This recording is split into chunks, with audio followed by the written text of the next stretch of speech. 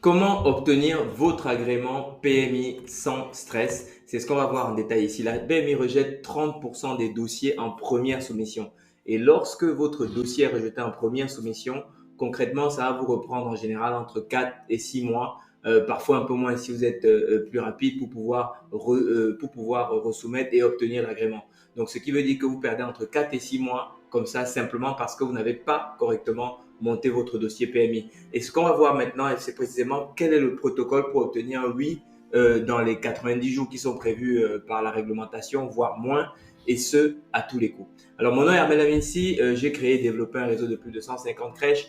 Voilà, j'ai tout fait vraiment du début à la fin, de zéro à là-bas, et puis j'ai vendu une partie, je me suis associé sur l'autre avec des investisseurs financiers que j'ai vu par la suite liquider la totalité du groupe. Donc, je sais comment ça se passe, y compris quand ça se passe mal. Et ce qui me passionne, eh bien, c'est de partager avec vous tout ce que j'ai appris sur ce parcours, de façon à ce que ceux qui veulent se lancer puissent se lancer en sécurité. Ceux qui ont déjà un établissement puissent en vivre correctement, vraiment pouvoir en tirer les revenus et garantir la pérennité de leur établissement. Et puis, ceux qui souhaitent développer, qu'ils développent sereinement et surtout que personne ne fasse les mêmes erreurs que moi. Alors, pour entrer dans le détail, le projet d'établissement, voilà, ça c'est un peu le document, c'est un des documents qui va être très important dans le process PMI. Donc ici, ce que la PMI va lire dans ce dossier, les 20% du dossier auquel elle va vraiment, sur lequel elle va vraiment s'attarder, c'est tout ce qui va concerner la sécurité, les ratios d'encadrement, tout ce qui va être la pérennité en ce qui concerne les CV, l'équipe. Alors, pas forcément les budgets prévisionnels tout le temps, et en particulier si vous êtes en page, en PSU, c'est un sujet qu'elle regarde davantage avec la CAF, mais sinon, surtout tout ce qui est CV, équipe, etc. Et sur la partie handicap, eh bien, voilà, qu'est-ce que vous avez prévu? Ça, c'est un sujet qui est de plus en plus regardé ces dernières années. Donc, de toute façon, la réglementation leur demande désormais de regarder ce point-là. Ça, c'est des sujets qu'elle va vraiment, vraiment, vraiment regarder dans le détail. Et là-dessus, il faut savoir que c'est des cadres de santé. Donc, sur les sujets de réglementation, elles sont évidemment imparables et c'est vraiment leur dada du quotidien. Par contre, ce qu'elle va survoler, sauf s'il y a vraiment des gros problèmes. En fait, ça va être tout ce qui est philosophie éducative, voilà, des éventuels partenariats, voilà. Donc, ne comptez pas sur votre philosophie éducative, vos partenariats, toutes ces choses-là. Si vous ne comptez pas dessus, si vous n'êtes pas hyper béton sur toute la partie réglementaire. Toute la partie réglementaire, c'est celle sur laquelle vous devez d'abord valider les bases et ensuite, sur le reste, vous allez regarder les philosophies éducatives et toutes ces choses-là. Et d'ailleurs, ces philosophies éducatives et toutes ces choses-là, c'est plus des choses, voilà, c'est plus pour les familles. Enfin, donc, vous allez convaincre les familles dessus parce que la perception des PMI en général, c'est de dire, quand on regarde les projets d'établissement, les projets et les philosophies éducatives sont toujours super sympas, etc. Dans la pratique, c'est quand même souvent un peu loin de ce qui est annoncé. Donc ça, c'est vraiment leur perception. Donc voilà, donc sachez que vous partez pas dès le départ avec une grande capacité de persuasion là-dessus. Donc, ce qu'on constate, c'est que la PMI va d'abord valider tous les éléments sécuritaires, réglementaires et de conformité, et après seulement les sujets pédagogiques. Donc, il faut partir avec ce prisme-là, avec ce biais-là, et vous assurer que justement sur la partie réglementaire, que vous soyez vraiment, vraiment, vraiment, vraiment béton sur le sujet. Et on a vu plein de PMI sur tout le territoire parce que les plus de 150 crèches étaient sur tout le territoire, donc on a vraiment eu toutes les nuances, quoi.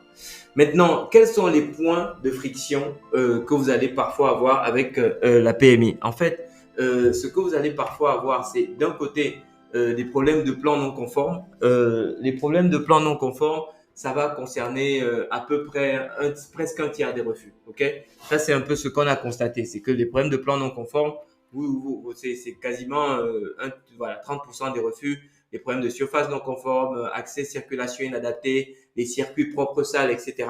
Ici, la solution, voilà, il faut vraiment faire auditer votre plan au regard du référentiel bâtimentaire avant le dépôt du dossier, mais pas seulement avant le dépôt du dossier. Il faut le faire encore plus avant, c'est-à-dire dès que vous avez visité le local. Et c'est là où se trouve le piège en fait dans le montage de ces dossiers. C'est qu'entre le moment où vous visitez le local et le moment où vous allez déposer le dossier en PMI, il va se passer facilement, je sais pas moi, 4, 5, 6 mois si vous allez vite. Et donc, pourquoi? Parce que vous avez toutes les discussions avec le bailleur, vous avez toute la période de travaux, etc., etc. Et donc, il faut tout anticiper parce que si c'est au moment de déposer le dossier et que vous apercevez qu'il y a des éléments qui n'ont pas convenu à la PMI, c'est beaucoup trop tard. Vous avez déjà terminé les travaux, toutes vos entreprises sont parties, vous avez payé tout le monde, vous devez soit remettre de l'argent à la poche ou alors vous allez reperdre 3-6 mois. Et beaucoup de gens qui veulent se lancer, en fait, finalement, les projets avortent parce que ces sujets n'étaient pas suffisamment anticipés et après, ils n'ont plus de cash pour pouvoir remettre sur la table, faire les modifications nécessaires. C'est la raison pour laquelle il faut, dès la validation des plans, être d'accord que les principaux sujets, les principales contraintes bâtimentaires sont vraiment couvertes. Ça, c'est essentiel et c'est là où beaucoup de primo gestionnaires se plantent. Ok? Donc, les plans non conformes, ça, c'est rédhibitoire. Et là-dessus, si ce n'est pas anticipé dès les plans qui sont faits après la visite et avant le début des travaux, vous avez un problème. Donc, en fait, il faut auditer vos plans dès le départ. Ok? Et ceux qui le font, il y en a plein sur Internet, etc.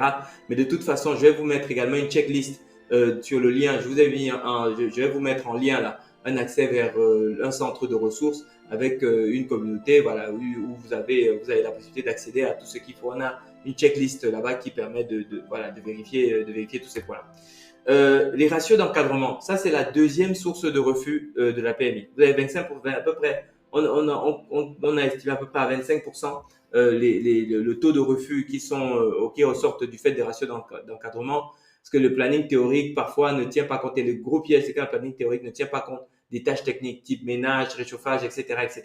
Et là, à ce moment, la PMI vous dit comment vous allez faire. Et là, vous bégayez et là, boum, le truc tombe par terre et vous devez refaire le dossier. Mais bon, ça, à la rigueur, ça peut se réajuster un petit peu par la suite parce qu'il suffit simplement de refaire en général le planning croisé et donc faire apparaître ces temps dans les plannings croisés de manière à ce que la PMI puisse vérifier ces éléments sur la réalité. En fait, il faut savoir qu'aujourd'hui, les PMI sont très, très expérimentées. Il y a eu beaucoup de crèches qui sont créées entre-temps.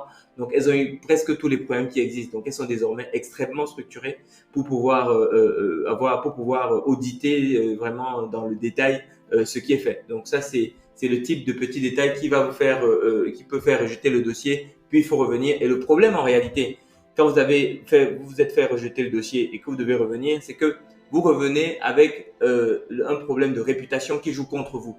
C'est-à-dire que la PMI a désormais vu votre dossier, elle a vu qu'il y a des choses qui n'allaient pas et vous avez l'image de quelqu'un qui n'est pas sérieux.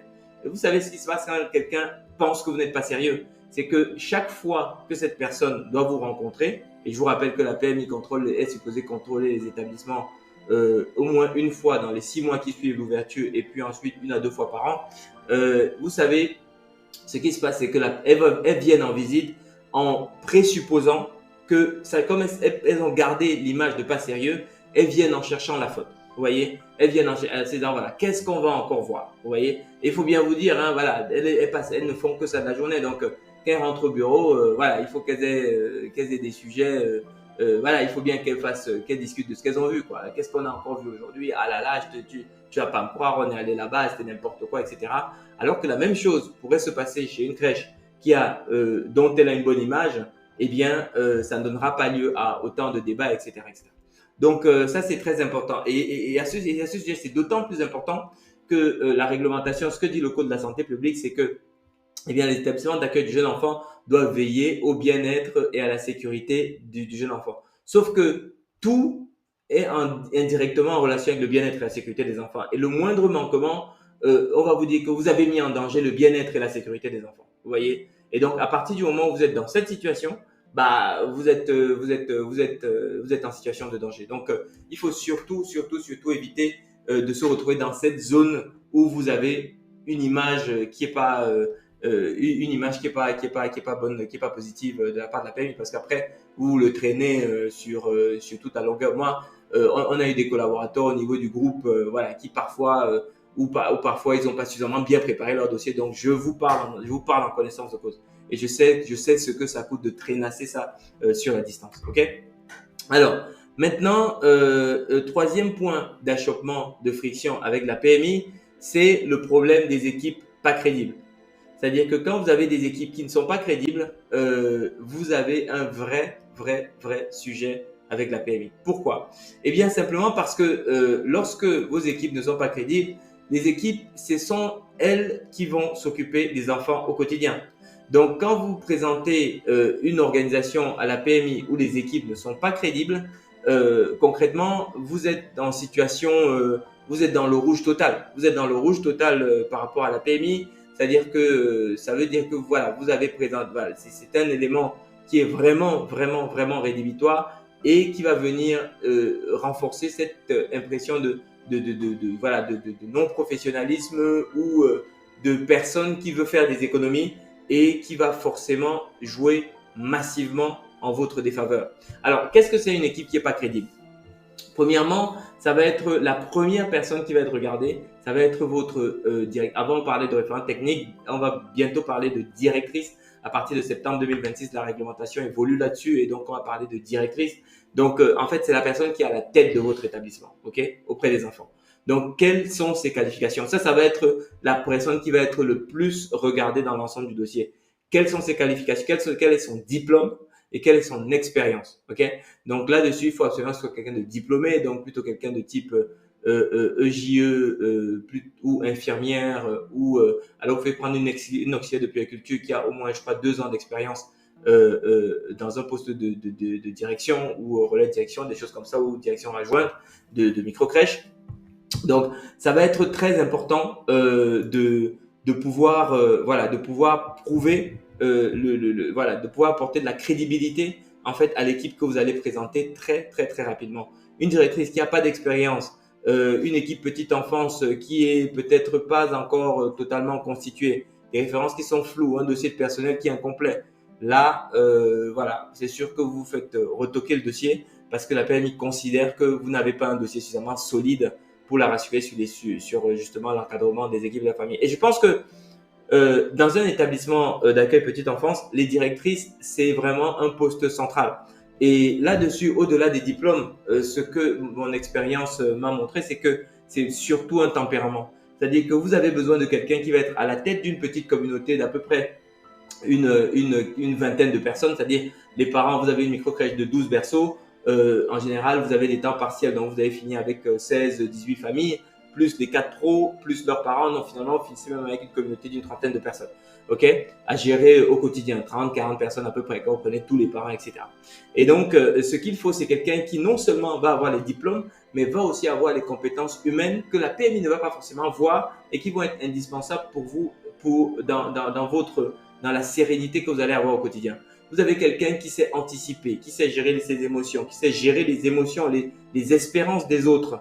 Parce que ça, vous savez, on s'occupe des enfants des gens. Donc là-dedans, on est au carrefour des attentes des uns qui peuvent ne pas cadrer avec la réalité des autres. Et donc, à ce moment, ce qu'il faut, c'est absolument éviter de se retrouver dans ces situations où vous n'anticipez pas correctement justement les attentes de l'autre partie. Et donc, pour éviter ça, ce qui c'est la personnalité de la directrice. Si la directrice a justement cette maturité qui lui permet de gérer les relations humaines, ben, elle va être en mesure de pouvoir le faire. Sinon, ben, vous allez avoir tout le temps des problèmes qui vont remonter à votre niveau en tant que gestionnaire parce que justement la directrice n'a pas su désamorcer ça dès la base, quoi. Et ça, à l'époque, quand j'avais le réseau, un des éléments importants que je répétais tout le temps aux équipes, c'est sachez détecter les signaux faibles. Si vous savez détecter les signaux faibles et que vous les traitez dès qu'ils apparaissent, il n'y a jamais de problème dans la structure. Par contre, si vous ne détectez pas les signaux faibles quand ils apparaissent, ça finit par vous exploser à la figure. Donc, la bonne directrice, c'est celle qui sait détecter les signaux faibles et qui va être voilà, qui va être vraiment hyper solide dans l'anticipation des solutions à apporter dès que les signaux faibles apparaissent. Ok? Les signaux faibles, ça peut être tout. Ça peut être la remarque d'un parent, ça peut être le regard d'une professionnelle, ça peut être machin, etc. Il faut vraiment qu'elle soit à l'affût de tout. Ok? Donc ça, c'est vraiment extrêmement, extrêmement important. Donc, alors, très important, autre point sur cette histoire d'équipe non crédible, dans le dossier du personnel que vous allez préparer, en passer à l'anticiper massivement. Pourquoi? Parce que plus de temps passe, plus la réglementation augmente les dossiers qui sont à fournir. Il y a quelques pièces qui ne dépendent pas de la professionnelle elle-même. Je pense par exemple au certificat médical, je pense à tous les documents qui doivent venir, qui sont les extraits de casier judiciaire, etc., etc. tous les certificats de non-condamnation, bref, tous ces documents-là. Vous voyez, ces documents-là, c'est des documents qui ne sont pas forcément sous le contrôle des professionnels que vous avez recrutés. Donc, si vous vous y prenez au dernier moment, bah, c'est pas surprenant que vous n'ayez pas le dossier complet pour la PMI et que vous soyez dans une situation dans laquelle vous passez le temps à donner des excuses au lieu de donner des réponses. Et si plus vous donnez des excuses, plus vous êtes en situation de fragilité et donc vous dépendez du bon vouloir de celle qui vous écoute. Alors que si vous fournissez les pièces, eh bien vous êtes sur une autoroute sur laquelle tous les feux sont ouverts et vous avancez pour l'ouverture de votre pour libérer l'ouverture de votre crèche et surtout consolider une image positive et professionnelle de votre établissement qui va vous suivre sur tout le reste de votre exploitation. Ok? C'est très très important cette histoire d'image comment dire de ressenti que vous évoquez et que vous allez laisser à vos interlocuteurs des organismes référents. Ok? Donc PMI, CAF, mairie, etc. Mais beaucoup plus important. Ok? Donc voilà un peu ce qu'il faut faire maximiser les chances d'avoir un oui de la part de la PMI.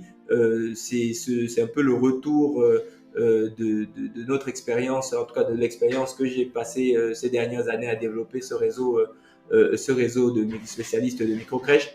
Et voilà, l'idée c'est de vous partager un peu tout ce que j'en ai appris de manière à ce que vous puissiez aller le plus vite possible, que vous soyez juste dès le premier coup et puis surtout que vous arrachiez pas les cheveux là-dessus et que vous fassiez pas les mêmes erreurs que j'ai pu faire. J'espère que ça vous éclaire et puis je donne rendez-vous au prochain module dans lequel on va voir maintenant, eh bien, concrètement, comment est-ce que vous allez construire une offre qui va maintenant remplir votre crèche de façon à assurer la pérennité de votre établissement et en tirer les revenus que vous êtes véritablement en droit d'en espérer. Allez, je vous dis à tout de suite dans l'autre module. Merci.